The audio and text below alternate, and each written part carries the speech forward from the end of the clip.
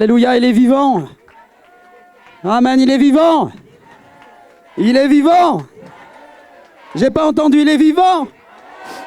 Alléluia. Alléluia. Alléluia. Alors vous avez compris, c'est pas que du théâtre, hein. Ce sont des réalités qui dépassent notre entendement, notre intelligence. Et pourtant, c'est une réalité vraie. Je fais exprès d'insister. Alléluia. Celui que Dieu a envoyé, Jésus-Christ, Seydina Issa, Yeshua, celui qui est appelé le Fils de Dieu. Fils de Dieu parce qu'il n'a pas été enfanté par une relation normale entre un homme et une femme. Il est le fruit direct de l'Esprit de Dieu dans le sein, dans le ventre de Marie, Myriam pour les Maghrébins, les Arabes. Et la vie est venue dans le ventre de Marie et l'enfant a commencé à se développer dans son ventre. Cet enfant que l'ange Gabriel avait annoncé à Marie quelque temps auparavant, elle tomberait enceinte et sous la présence de l'Esprit de Dieu qui allait la couvrir de son ombre, et l'enfant qui naîtrait serait appelé Yehoshua, qui veut dire Dieu sauve, et cet enfant à qui on devrait donner aussi le nom de Emmanuel, Dieu avec nous, c'est la signification du mot Emmanuel. Hein, vous connaissez plein d'Emmanuel autour de vous, mais ce n'est pas juste un prénom. Hein. Emmanuel, c'est à la base pour Jésus que ce nom a été donné. En arabe, on pourrait donner la traduction Rabbi Ma'ana, Dieu avec nous. C'est si vous deviez voir Jésus là en face de vous, eh ben vous devriez l'appeler, parce que c'est l'ange Gabriel qui a demandé de la part de l'Éternel de Dieu, lorsque vous verrez Jésus, vous l'appellerez Rabbi Ma'ana, Dieu avec nous. Ça touche vos cœurs là? Est-ce que votre intelligence comprend ces choses-là? Recevez ce que vous entendez là cet après-midi, ce que vous avez vu, ce que vous avez entendu auparavant, parce que Dieu est dans cette salle. Dieu est là. Son esprit est là. Et nous sommes dans les temps de la fin. Nous vivons les temps de la fin actuellement. Et dans les temps de la fin, Dieu, qui aime les hommes de toute race, de toute nation, de toute langue, Dieu appelle les hommes des quatre coins de la planète. Dieu appelle les hommes, les femmes, à venir à lui. Et cette œuvre, il l'accomplit, non pas au travers d'un système religieux, non pas au travers d'efforts humains, non pas au travers de techniques, mais Dieu accomplit cette œuvre au travers de celui qu'il a envoyé, Jésus de Nazareth. Seydina Issa, Jésus. Jésus de Nazareth, qui est inégalé et incomparable. Incomparable. On a tendance, en comparant les religions, à comparer Jésus à Mohammed, le prophète de l'islam, à Bouddha et d'autres. Eh bien, je dirais que, et c'est mon opinion, c'est même une offense, à mon sens, au vu de qui est Jésus, de comparer quelqu'un à Jésus.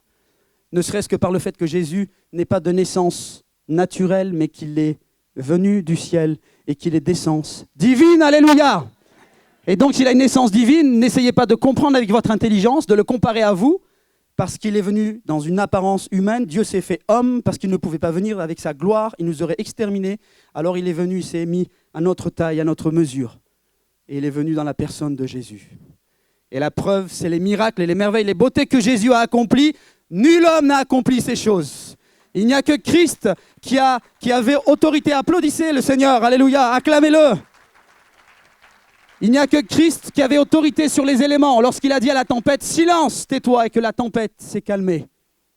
Lorsqu'il a guéri cette femme à la perte de sang, Jésus a tout pouvoir sur les éléments. Jésus a tout pouvoir sur la mort. Jésus a tout pouvoir sur la maladie. Et Jésus a tout pouvoir sur le monde spirituel, sur l'enfer, le diable et ses démons. Alléluia, quelle sécurité d'avoir Jésus dans sa vie! Vous avez vu le mime avant, hein? Vous savez que dans le monde, il n'y a pas de 36 solutions. Dieu dit dans sa parole que Dieu place deux chemins devant nous, celui de la mort et celui de la vie. Et Dieu qui est bon, il nous précise, il nous dit, choisis le chemin de la vie afin que tu vives. Parce que Dieu qui est bon connaît aussi, et ça c'est mes mots à moi, notre stupidité.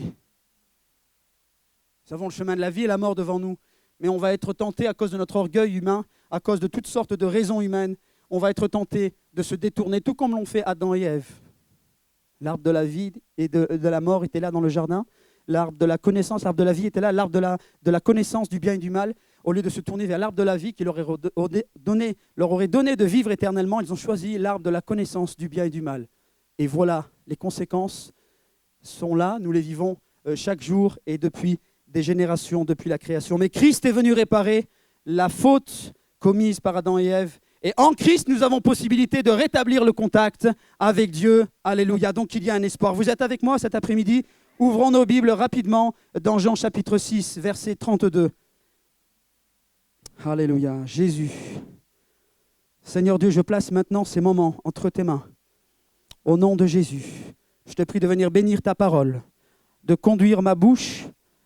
Saint-Esprit, je te prie de parler maintenant au nom de Jésus, à chacun, chacune ici présent. Que tes enfants soient renouvelés, bénis, encouragés, et que tous les bien-aimés nouveaux qui sont là dans cette salle, qui ne te connaissent pas, ou seulement par les traditions, qu'ils soient touchés, convaincus de péché, de justice et de jugement, dans le nom de Jésus. À ton nom soit toute la gloire, mon Dieu. Amen.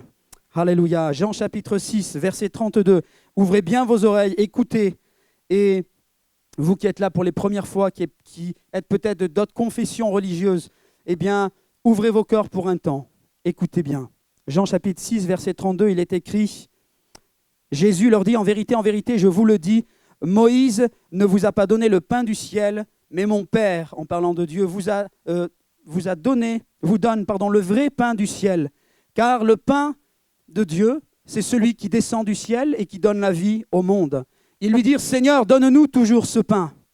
Là, Jésus est en train de s'adresser aux Juifs et à certaines personnes des Juifs religieux qui sont là, bloqués dans des conceptions religieuses.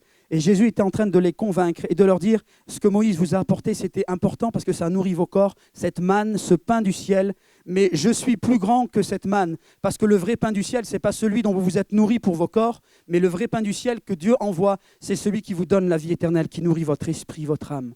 Là où la nourriture humaine ne peut pas satisfaire vos besoins de votre âme, l'esprit, le pain de Dieu qui se trouve en Jésus, c'est celui qui nourrit vraiment l'homme, la femme, dans tout son être.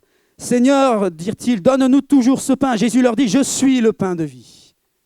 Alléluia. Même si tu ne comprends pas, ouvre tes oreilles. Tu peux dire, c'est insensé ce qui est en train d'être dit, mais écoute bien. Jésus leur dit, je suis le pain de vie. Celui qui vient à moi n'aura jamais faim, et celui qui croit en moi n'aura jamais soif. Mais je vous l'ai dit, vous m'avez vu, et vous ne croyez point. Tout ce que le Père me donne viendra à moi. Et je ne mettrai pas dehors celui qui vient à moi, car je suis descendu du ciel pour faire non ma volonté, mais la volonté de celui qui m'a envoyé. Or, la volonté du Père qui m'a envoyé, de Dieu, c'est que je ne perde rien de tout ce qu'il m'a donné, mais que je le ressuscite au dernier jour. La volonté de celui qui m'a envoyé, c'est que quiconque voit le Fils et croit en lui ait la vie éternelle, et je le ressusciterai au dernier jour. Les Juifs murmuraient à son sujet parce qu'il avait dit « Je suis le pain qui est descendu du ciel ». Et il disait « N'est-ce pas là Jésus, le fils de Joseph, celui dont nous connaissons le Père et la Mère? Comment donc dit-il « Je suis descendu du ciel » Jésus leur répondit « Ne murmurez pas entre vous.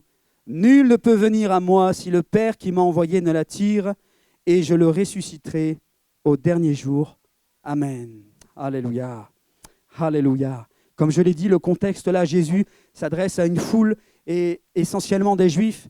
Et parmi cette foule de Juifs, il y a des religieux, des représentants là du judaïsme de l'époque, des gens qui sont bien dans leurs bottes, qui ont une certaine connaissance de la loi hébraïque, de la loi juive, et qui sont imbus d'une certaine de leur personne. Ils se cachent derrière leur connaissance, derrière leurs beaux habits, comme Jésus en faisait le reproche.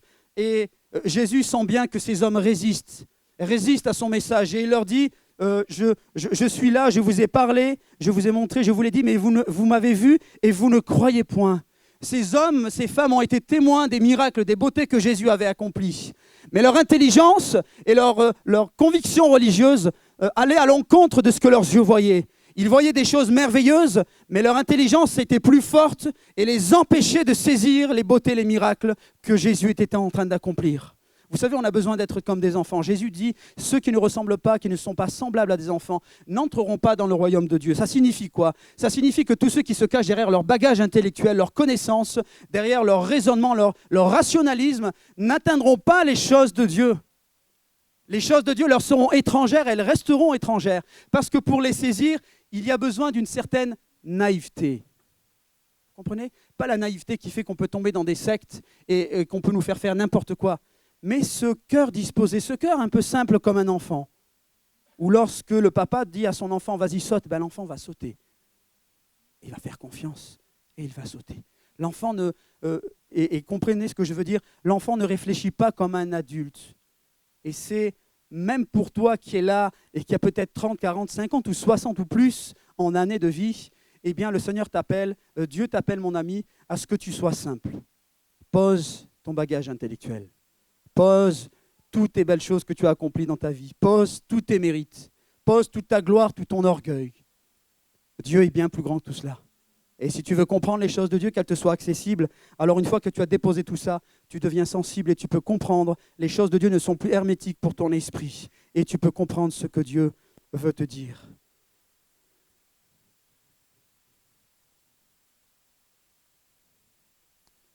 Car le pain de Dieu, c'est celui qui descend du ciel et qui donne la vie au monde. Comprenez que Jésus se compare au pain qui est descendu du ciel. Le pain qui est descendu du ciel, il dit que c'est lui qui donne la vie au monde. Donc si Jésus est celui qui donne la vie au monde, à nous de réfléchir. Qui donne la vie? Qui peut donner la vie? Dieu. Comment Jésus peut-il dire « je donne la vie » ? Vous avez accepté ce message? Vous êtes fous. C'est la folie l'évangile, le message de la croix. Et pourtant, Dieu nous a rendus capables d'accepter, de croire qu'effectivement ce Jésus donne la vie au monde et que ce Jésus est donc bien plus qu'un prophète parce qu'il n'y a que Dieu qui peut donner la vie. Les Juifs religieux avaient tout apporté pour rentrer dans la foi. Ils avaient compris que Jésus, non pas se faisait, mais décrivait sa personne tel qu'il était le Fils de Dieu et non pas seulement le Fils, mais qu'il était Dieu lui-même. Et les pharisiens, les Juifs étaient en colère. Combien d'amis musulmans sont en colère lorsqu'on dit que Jésus est Dieu? Tout comme les pharisiens à l'époque. On ne peut pas l'accepter, il n'y a pas d'égal avec Dieu. Mais mon ami, ouvre les yeux. Ce que Jésus a accompli, est-ce un autre homme sur la planète a pu l'accomplir? Personne n'a accompli ce que Jésus a fait.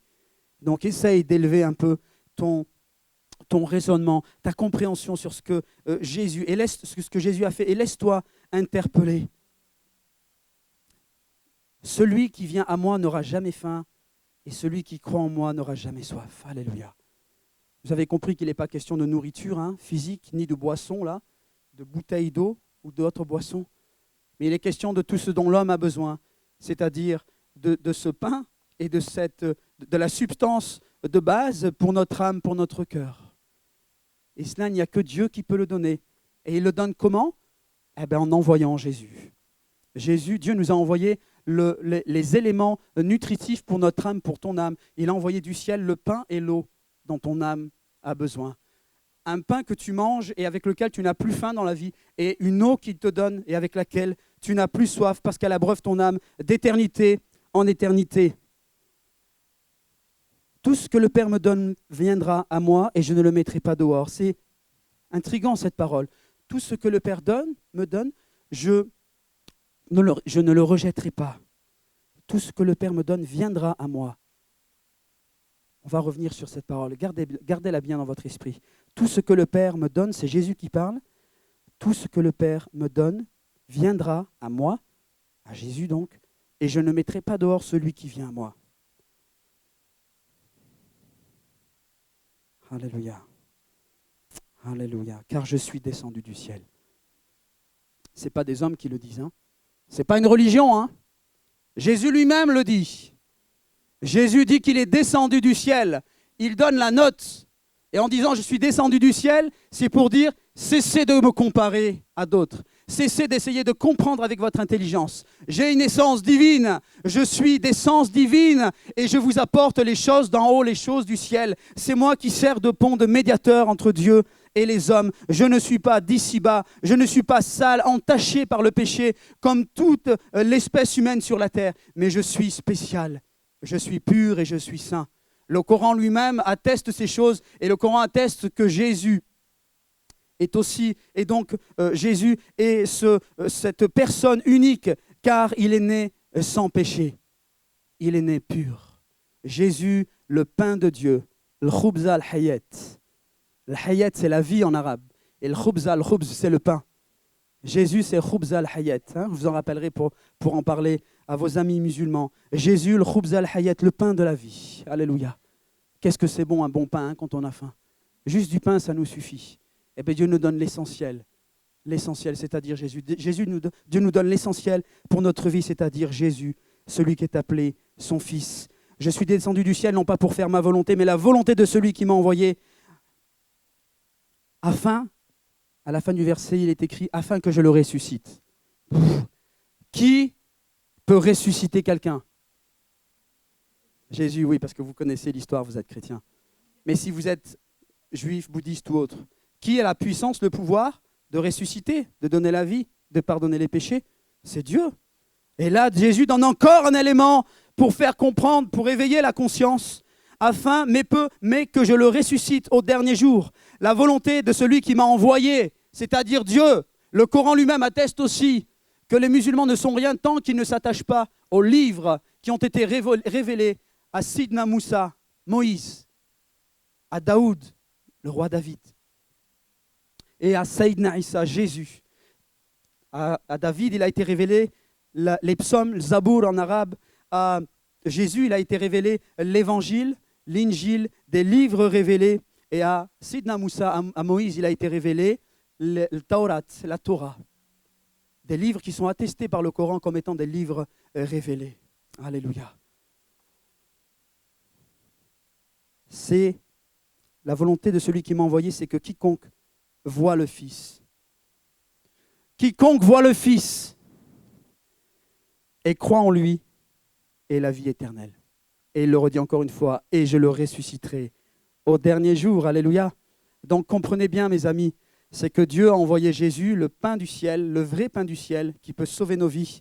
Ce pain du ciel, cet homme Jésus qui a le pouvoir de nous ressusciter au jour dernier, le pouvoir de pardonner nos péchés, le pouvoir de nourrir nos âmes. Mais ce Dieu qui est dans le ciel et qui a envoyé Jésus, il demande à ce que nous voyions Jésus et que nous croyions en lui. Amen. Et peut-être que tu murmures, comme ces Juifs-là murmuraient, parce qu'il était difficile de comprendre. Verset 41, les Juifs murmuraient à son sujet. Ils essayaient de comprendre avec leur petit cerveau des choses qui dépassent l'intelligence humaine. Mais n'est-il pas le fils de Joseph et de Marie? Comment est-ce qu'il peut dire « je suis descendu du ciel » Leur raison les empêchait de saisir les beautés que Dieu mettait à leur disposition. Ils murmuraient. Eh bien, je te dis, mon ami, si tu murmures, mais si tu n'essayes pas d'accepter innocemment le message de Dieu, tu resteras étranger aux choses de Dieu. Deviens comme un enfant et accepte simplement avec humilité le message. Laisse l'occasion à Dieu de te toucher, de te convaincre, et tu verras si ta vie ne change pas et si tu ne reçois pas son esprit pour devenir son enfant. Jésus leur répondit, je vais terminer avec cette parole. Verset 43, il le répète, ne murmurez pas entre vous. Alors mon ami, ne murmure pas avec ta famille. Je ne sais pas s'il y a des amis musulmans. Vous avez l'occasion de voir là, la plupart des amis qui sont là, il y a dans la salle, je pense, plus d'une dizaine de Maghrébins qui sont maintenant chrétiens, et tous nous pratiquions l'islam sincèrement, nous croyons dans tout ce que l'islam nous enseignait, nous pratiquions, nous faisions le ramadan, certains priaient 5 fois par jour, allaient à la mosquée et pratiquaient vraiment de façon forte la religion, et aimaient Dieu et craignaient Dieu de façon sincère. Mais qu'est-il avantageux pour un homme d'honorer sa religion ou d'honorer ce que Dieu demande? D'honorer ce que Dieu demande, parce que c'est lui qui donne la vie. Alléluia. Ne murmurez pas entre vous, et écoutez bien ça. Nul ne peut venir à moi si le Père qui m'a envoyé, c'est-à-dire Dieu, ne l'attire. Personne ne peut venir à Jésus si ce n'est pas Dieu qui l'attire. Donc comprends bien, mon ami, toi qui connais Jésus, si tu crois en Jésus, ce n'est pas un mérite personnel, mais c'est parce que Dieu t'aime et qu'il t'a attiré auprès de Jésus, pour que tu sois capable d'accepter Jésus dans son message, dans sa personne, dans ce qu'il a fait. Il t'a rendu capable d'accepter Jésus, et c'est ce qui a fait que tu as pu être sauvé, que tu as eu accès à Dieu. Il n'est impossible d'accéder à Dieu si ce n'est par Jésus. Il est écrit dans la parole, il n'y a qu'un seul médiateur entre Dieu et les hommes, Jésus-Christ. Jésus de Nazareth, seul médiateur entre Dieu et les hommes. Alléluia. Et il est écrit encore une troisième fois, « Nul ne peut venir à moi si le Père qui m'a envoyé ne l'attire, et je le ressusciterai au dernier jour. » Alors moi je suis confiant et je suis dans la joie parce que je me dis que l'œuvre qui se fait et les choses que vous voyez dans cette salle, semaine après semaine, et peut-être en particulier ce week-end à cause des nombreuses personnes intervenant d'arrière-plan musulmans et qui sont là maintenant, qui parlent de Jésus, qui sont devenus des chrétiens, entre guillemets, ça peut être troublant. Mais comprenez une chose, ce n'est pas de volonté humaine, mais c'était de la volonté de Dieu. Parce que ça serait une folie de venir. Je vous dis, un musulman ne se convertit pas. Un musulman qui change de religion, c'est qu'il est devenu fou. Ou que vraiment il s'est passé quelque chose dans sa vie. Et effectivement, il s'est passé des choses merveilleuses. Et comment faire? Choisir de plaire à sa communauté ou choisir de suivre Dieu? Alléluia. Eh bien, on a choisi de suivre Dieu. Et il agit. Et il sauve, et il sauve, et il sauve. Jour après jour et semaine après semaine. Il attire les hommes, il attire les femmes à lui. Alléluia. C'est une œuvre divine. Écoute-moi bien, mon ami. Si, quelle que soit ta religion d'ailleurs, tu as peut-être entendu le message de l'Évangile depuis des années. Depuis des années. Et tu sens dans ton cœur, à chaque fois que tu entends parler de l'Évangile, tu es travaillé. Parce que l'Esprit vient et te presse, l'Esprit de Dieu te touche et tu as des sensations, tu ressens des choses dans ton cœur qui sont inhabituelles. Tu sens une paix, une joie, un amour. Mais tu te reprends parce que tu te dis non, ce n'est pas convenable. Ça ne correspond pas à mes convictions religieuses. Que va dire mon mari? Que va dire ma femme, ma famille, mon entourage? S'ils savent, mais j'aimerais te dire que ça, ta connexion avec Dieu, elle est personnelle, elle est intime. Tu n'as pas besoin de l'étaler sur la place publique. Si Dieu te touche, si tu ressens sa présence lorsque tu entends l'Évangile, c'est que Dieu est en train de t'attirer. Alléluia. Alléluia. Jésus. Ne résistez pas. Ne résistez pas si Dieu vous attire. Si lorsque tu entends parler de Jésus, ça vibre dans ton cœur, c'est que Dieu t'attire. Pour que tu sois capable, pour que tu aies la force et la conviction d'accepter Jésus dans ta vie. Et alors tu seras sauvé. Alléluia. Alléluia. J'aimerais terminer avec une petite anecdote et vous encourager tous, et peut-être en particulier les amis musulmans qui sont dans la salle. Il y a beaucoup de combats entre l'intelligence et la croyance et les choses qu'on peut entendre de l'Évangile. Mais j'aimerais vous dire une chose, c'est qu'il y a un réveil, c'est-à-dire une action de Dieu dans le monde sans pareil. Des centaines de milliers de musulmans se tournent vers l'Évangile. Il n'est pas question de faire la compétition comme on peut voir sur Internet. Les musulmans ont tant de convertis et les chrétiens ont tant de convertis. On n'est pas en train de jouer à la guéguerre. C'est sérieux, on parle d'âme. On n'est pas en train de faire des statistiques, des nombres. Nous, on a fait tant de conversions et nous, on a... Mais on ne parle pas de ça. Les hommes, les femmes qui se tournent vers l'Évangile, c'est que c'est Dieu qui les a appelés. Il n'est pas question d'adhérer à une religion. Ce n'est pas une question de choix. C'est une question de vie ou de mort. C'est une question de vie ou de mort. Et Dieu met le paquet pour la communauté musulmane dans le monde, que ce soit au Moyen-Orient, en Nord-Afrique et en Asie. Et des hommes, des femmes, musulmans, musulmanes, crient à Dieu de par le monde. Et des choses étonnantes arrivent. Il y avait ce témoignage de cette femme sur la ville de Nice. Cette femme qui raconte à une autre que lorsqu'elle était enceinte,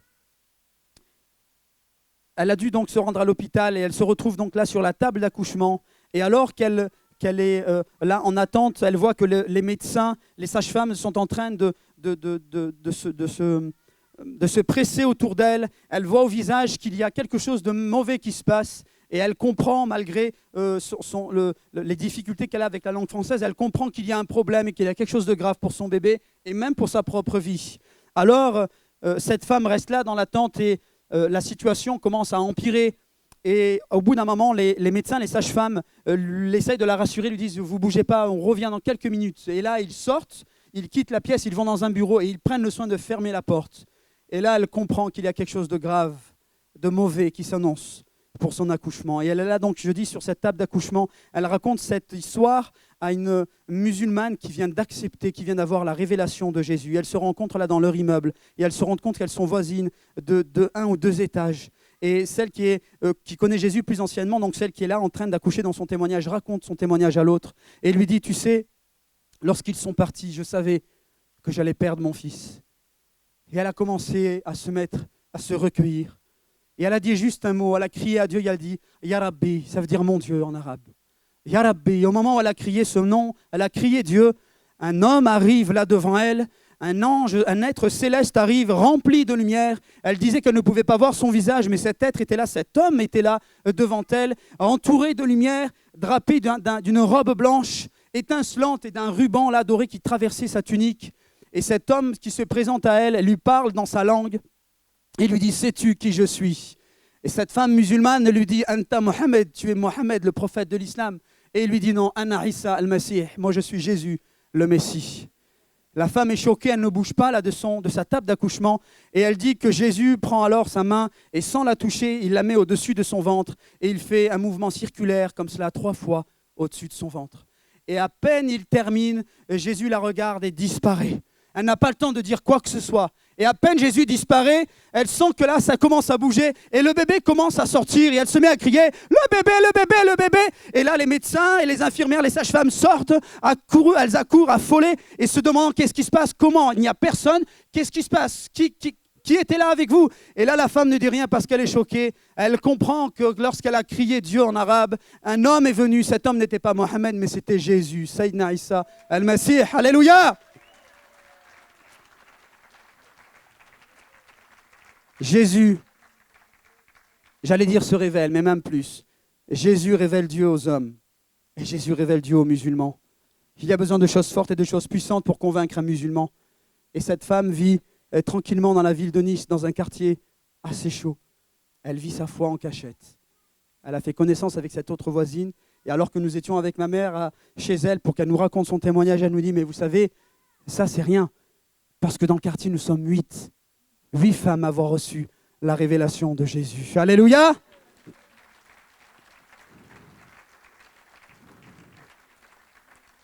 Dieu est vivant. Il n'y en a qu'un. Illah Wahid. Adonai Echad en hébreu. Adonai Echad. Il n'y a qu'un Dieu. Dieu est unique. Illah Wahid, c'est-à-dire il n'y a qu'un seul Dieu. Dieu est unique en français. On est tous d'accord avec ça. Mais ce Dieu n'a pas choisi 30 000 chemins pour sauver les hommes. Il en a choisi un, celui qu'il a envoyé, Jésus, celui qui est appelé son Fils. Et cette expérience que je vous raconte, c'est l'échantillon de milliers de conversions dans le monde, parmi les musulmans, où des hommes, des femmes, des imams, des responsables religieux très connus, un jour ont crié à Dieu. Et alors qu'ils crient à Dieu, un homme apparaît, le même homme apparaît. Et ils pensent que c'est Mohammed, mais ce n'est pas Mohammed, c'est Jésus qui apparaît, alléluia. Alors comprendre, qui veut bien comprendre ces choses, alléluia. C'est Jésus qui révèle Dieu aux hommes, et ce n'est pas quelqu'un d'autre, alléluia. Que le nom du Seigneur soit béni. Seigneur, je te loue pour ta parole. Je te loue, mon Dieu, pour les belles choses que tu nous as transmises par elle, pour ce trésor de l'Évangile. Au nom de Jésus, maintenant, je te prie pour tous les amis bien-aimés dans cette salle. Au nom de Jésus. Je demande à ton esprit, mon Dieu, de toucher maintenant les amis qui sont là pour les premières fois. Les amis qui croient en toi sans vraiment te connaître. Les gens, les personnes qui croient en toi sans t'avoir reçu réellement, sans avoir accepté le message de Sayyidina Isa, de Jésus. Seigneur, ce n'est pas notre œuvre, nous ne pouvons pas convaincre les hommes, mais toi, tu peux le faire. Par le Saint-Esprit, tu peux les toucher. Alors veuille le faire maintenant, mon Dieu, dans le nom de Jésus de Nazareth. Dans le nom de Jésus de Nazareth. Je bénis tous les amis bien-aimés, tous les amis nouveaux, maintenant je les bénis. Dans le nom de Jésus, recevez la bénédiction. Recevez la bénédiction là où vous êtes. Reçois, mon ami, la bénédiction de Dieu au nom de Jésus de Nazareth. Au nom de Jésus, amen. Amen, alléluia. Merci Seigneur. Je vais demander aux amis qui vont être baptisés de bien vouloir me rejoindre sur l'estrade.